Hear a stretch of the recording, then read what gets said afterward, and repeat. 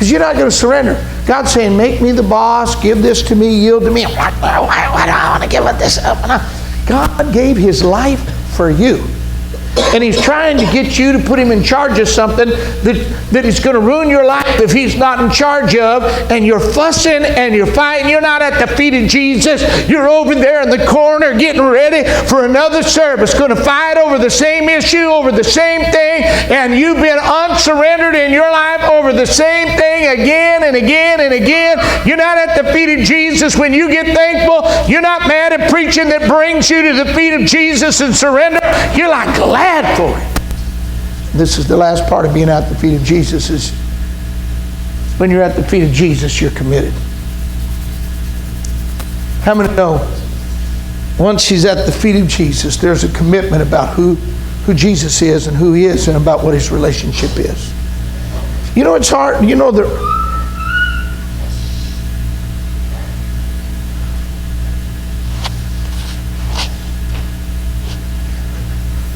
Brother and Sister Brimmer, they're like the king and queen of the go to the timeshare deals.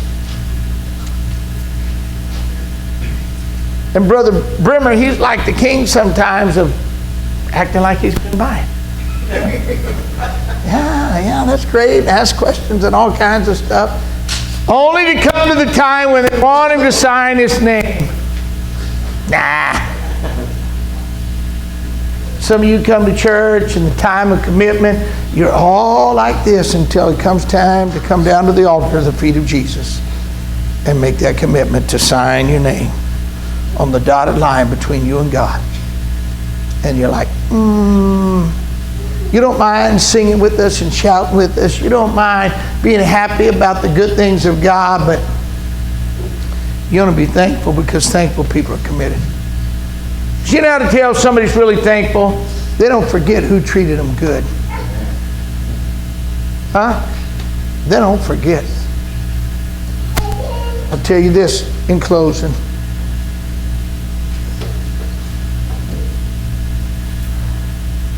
When I was a young preacher, I was driving through Oklahoma. My motor went out on the other side of Oklahoma City. Had to get another one put in and go on and start revival in Tennessee.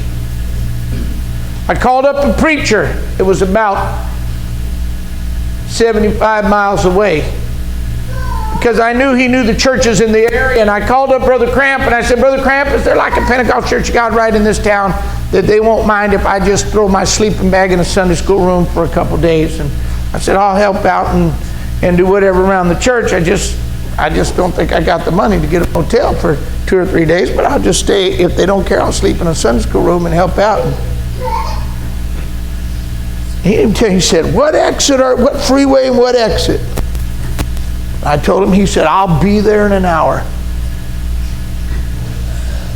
I was nobody. I was nothing. Brother Cramp pastored a nice church. He had been a district superintendent. Everybody knew him, but he drove an hour. Picked me up, put me in his car, got me lunch, took me to his house, put me in the guest room, treated me like a king for 2.5 days. And act like somehow it was his privilege to be so good to me. Can I tell you this? After that, I never forgot what Brother Cramp did for me. I never forgot what Brother Cramp did for me.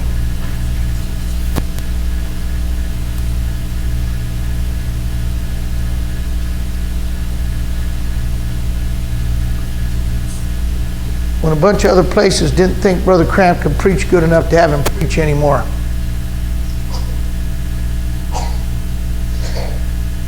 I had Brother Cramp preach. We had good services. Part of God honors respect and honoring those. So can I tell you this? I had him because I didn't forget. And the older I got, it was still more important. And you know what? Even to this day, there's sometimes I pray for Brother Cramp's children that are alive because I appreciate what he did.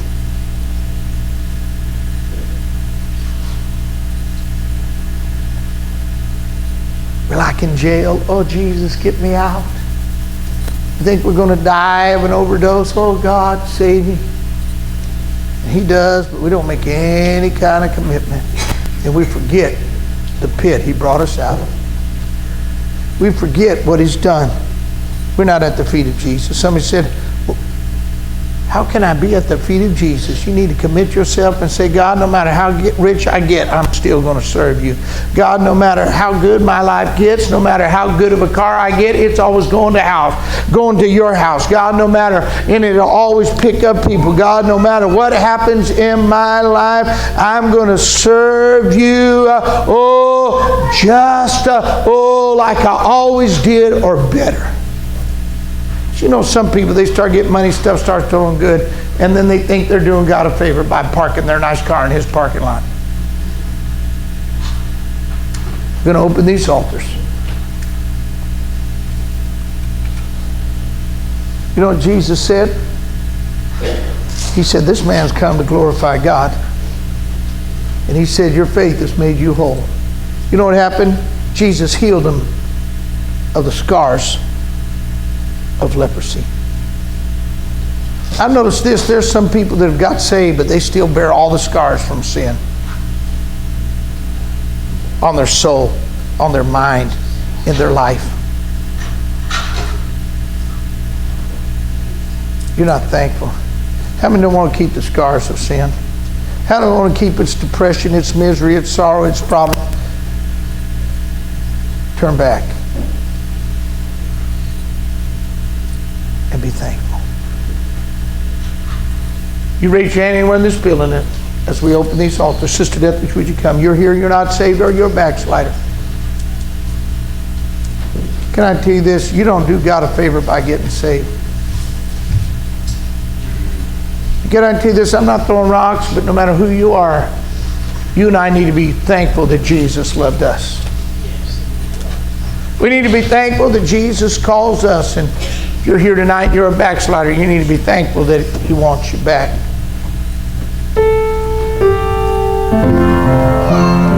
That He wants you back.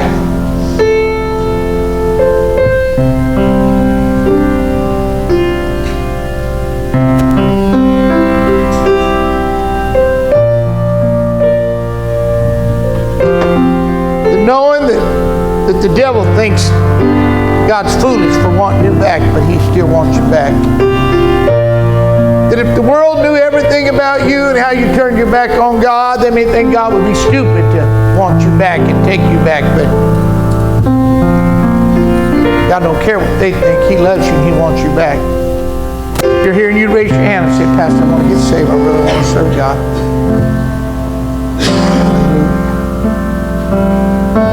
God sees that hand. Is there another? Be glad Jesus is calling you.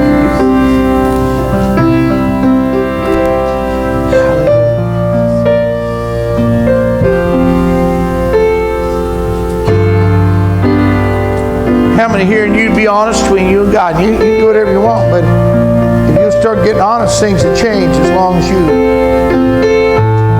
no matter how sweet the lie is, and nothing's going to come good of it. But you're not thankful.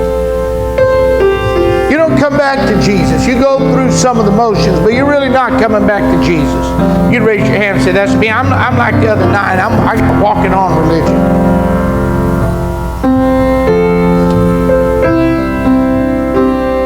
I got walking on religion.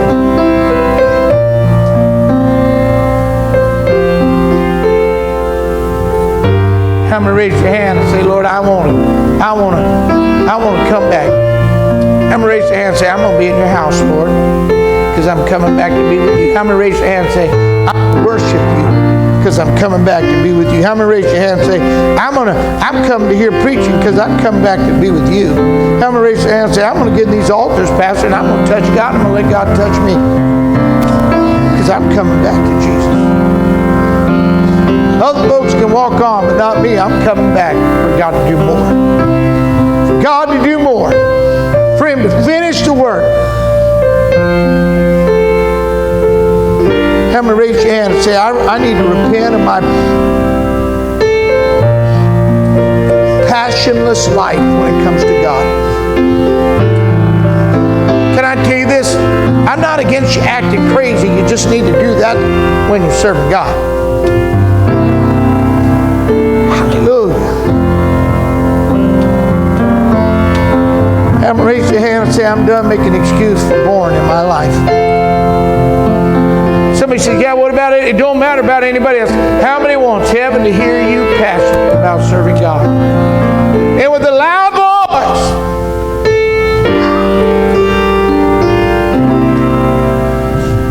I want them to know on the job that Jesus saved me and set me free. And I'm glad. I want my family to know. I want the church to know. I want others to know. Not out of pride, but just that I'm glad.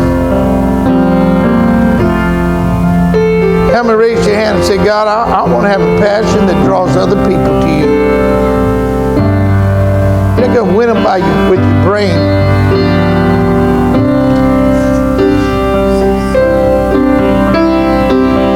You can't win them because you're excited about Jesus. Come and raise your hand between you and God. Say, Pastor, I'm proud I come back, but I ain't at the feet of Jesus. Can I tell you this? What a beautiful picture this must have been. This man that couldn't even come close to Jesus. Now he's holding the feet of Jesus and weeping. Can you imagine how the disciples, the tears running down their eyes about the great things that God's done in his life? Maybe that was even his neighborhood or his hometown, because Jesus is coming through Samaria and his Samaritans. Maybe his relatives are looking out the window, see him at the feet of Jesus, and tears running down their eyes. You know, some of you, your relatives have seen you in the gutter, they've seen you in jail, they've seen you in all kinds of places, they've seen you drunk, they've seen you in the clutches of the devil, but they've never seen you humble at the feet of Jesus. And I wonder what God can do if they actually saw you there. I'm going to raise your hands with me between you and God and say, God, I want to show you I'm thankful because I humble myself. I'm going to raise your hand. And I know that sometimes we'd rather die than humble ourselves.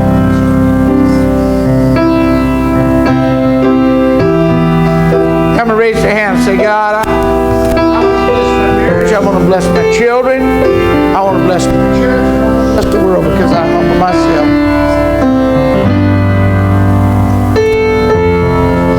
That I'm not the answer. Jesus is. Some of you, it's been a while since God quit talking to you because you won't humble yourself and apologize to who He says you need to apologize to. But you'd raise your hand and say, God, if you'll tell me one more time, if you'll start talking to me, I'll do it. This time I'll do it so I can walk with you. This time I'll do it so I can walk with you.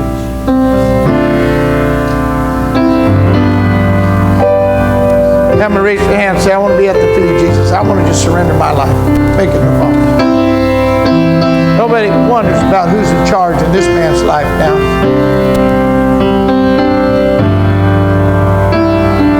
I'm going to raise your hand between you and God and say, I'm going to commit myself. I won't quit acting like I'm buying, but don't buy. Now I'm going to raise your hand and say, God, I want to be at the feet of Jesus. I want the world to know this is the way I'm going to live my life the rest of my life. Let's everyone that will tonight, let's come and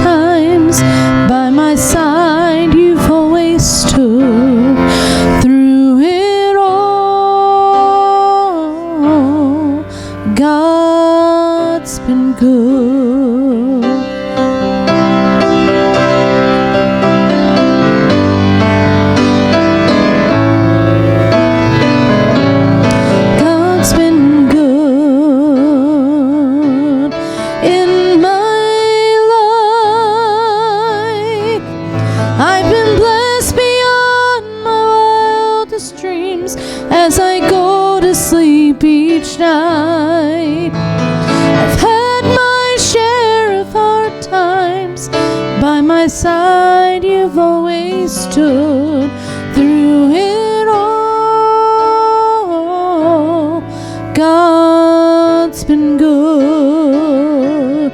God's been good in my life. I've been blessed beyond my wildest dreams as I go to sleep each night. I've had my share of hard times. By my side you've always stood through it all. God's been good.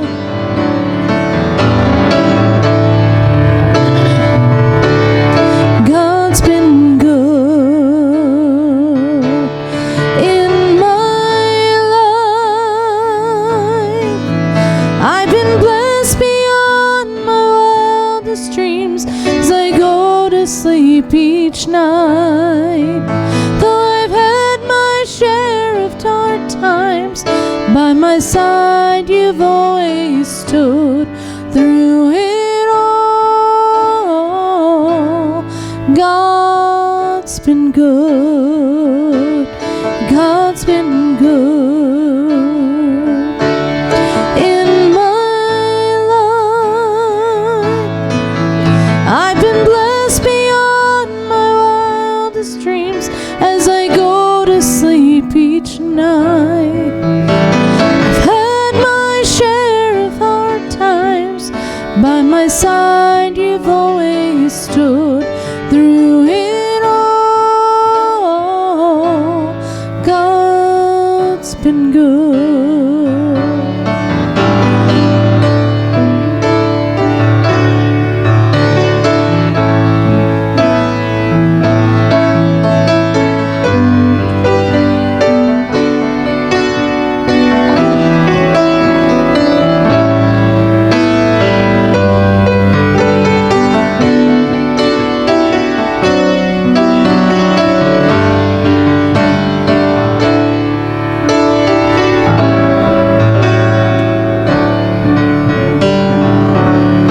God's been good in my life.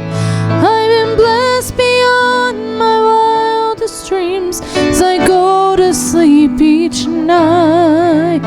Though I've had my share of hard times, by my side you've always stood through it all. God's been good.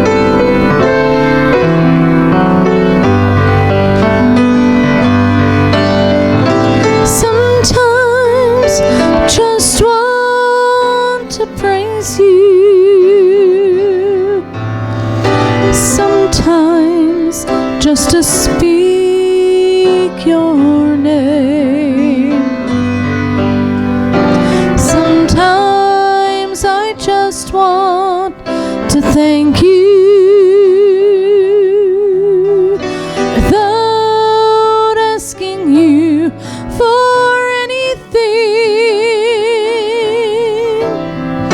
Sometimes I lift my hands to you.